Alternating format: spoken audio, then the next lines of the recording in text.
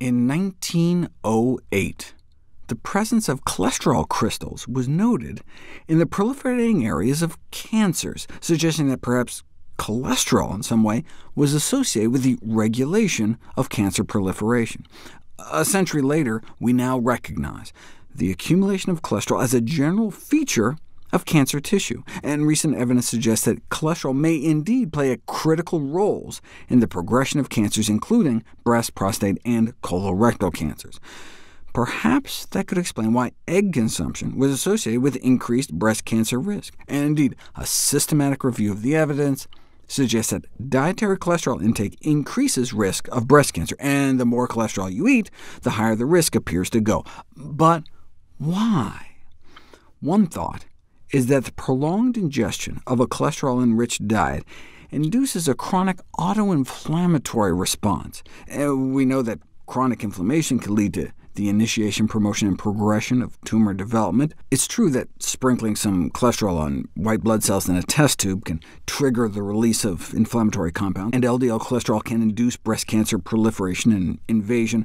But again, that's in vitro, where you can show that breast cancer cells can migrate nearly twice as far within a day in a petri dish in the presence of LDL cholesterol. But what about in people? Well, the level of LDL cholesterol in the blood of women diagnosed with breast cancer does appear to be a predictive factor of tumor progression. About 2 years after surgery chemoradiation, not one of the women in the lowest third of LDL cholesterol levels had a cancer recurrence. The same could not be said for women with higher cholesterol. We know cholesterol can cause inflammation in our artery walls. Maybe it's also playing an effect on breast cancer initiation progression. They speculate that the high cholesterol levels may have a cancer-fueling effect. And indeed, women with breast cancer who happen to be taking cholesterol-lowering statin drugs appear to live about 40% longer before the cancer comes back. But the data isn't good enough to ensure the drug benefits outweigh the risks, though lowering cholesterol with diet, well, may be able to get the best of both worlds. But what does that have to do with dietary cholesterol? Sure, animal studies show that if you feed mice cholesterol, you can accelerate their cancers. But extrapolation to humans is difficult, as dietary cholesterol has limited effects on blood cholesterol levels in humans. Thus, dietary cholesterol may just be indicative of a lifestyle prone to health-related problems, including cancer. Maybe people are just more likely to chase bacon and eggs down with a cigarette compared to oatmeal. It's hard to imagine how dietary cholesterol alone could promote cancer development.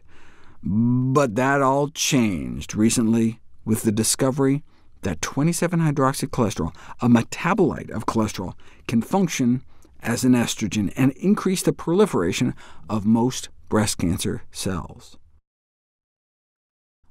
So it's not the cholesterol itself, but what it turns into in the body. Scientists have long struggled to understand why women with heart disease risk factors are more likely to develop breast cancer. Now, perhaps, we know. The discovery that the most abundant oxidized cholesterol metabolite in our bloodstream can have estrogenic effects may explain the link between high cholesterol and the development and progression of breast cancer and prostate cancer. Yes, 27-hydroxycholesterol also stimulates the proliferation of prostate cancer cells, boosting growth by about 50%. I've explored before the role oxycholesterols may play in mediating pro-oxidative and pro-inflammatory processes in degenerative diseases such as Alzheimer's and heart disease, but now it looks like oxidized cholesterol can play a role in all 3 stages of tumor development as well: initiation, promotion, and then the progression of the cancer, not just promoting the growth of breast cancer cells, but also inducing their invasion and migration, potentially facilitating breast cancer metastasis through suppressing anti-cancer immunity, and then inducing angiogenesis, helping breast tumors hook up their own blood supply.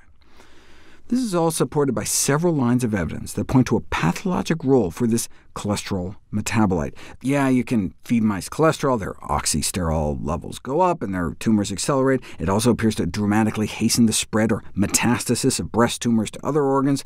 But turning to human breast tissue samples, they found that more aggressive tumors have higher levels of the enzyme that converts cholesterol into 27-HC. In breast cancer patients with estrogen receptor-positive tumors, the 27-hydroxycholesterol content in their breast tissue is increased overall, and especially within the tumor itself, so much so that circulating oxysterol levels in the blood may one day be used as a prognostic factor. And breast cancer patients with low tumor levels of the enzyme that breaks down 27-HC did not live as long as women who can detoxify it better. The bottom line is that some estrogen-driven breast tumors may rely on 27-HC to grow when estrogen isn't available, and that may explain a second breast cancer mystery. Over 80% of breast cancers start out responding to estrogen, and so what we do is use hormone blockers, either aromatase inhibitors to stop the formation of estrogen in the first place, or tamoxifen to block its action.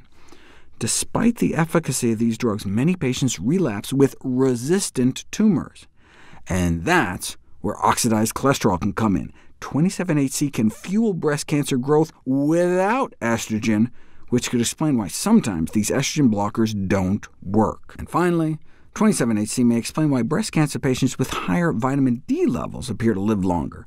Vitamin D supplementation decreases 27-HC levels in the blood. The best way, though, may be to just lower overall cholesterol. Lower cholesterol, and you lower oxidized cholesterol. So discovering this role of cholesterol is actually really good news, since cholesterol is a highly amenable risk factor, either by lifestyle, dietary, or pharmacologic interventions. The implications of these findings, according to the principal investigator, is that lowering cholesterol with dietary changes or drugs could reduce a woman's breast cancer risk or slow tumor growth.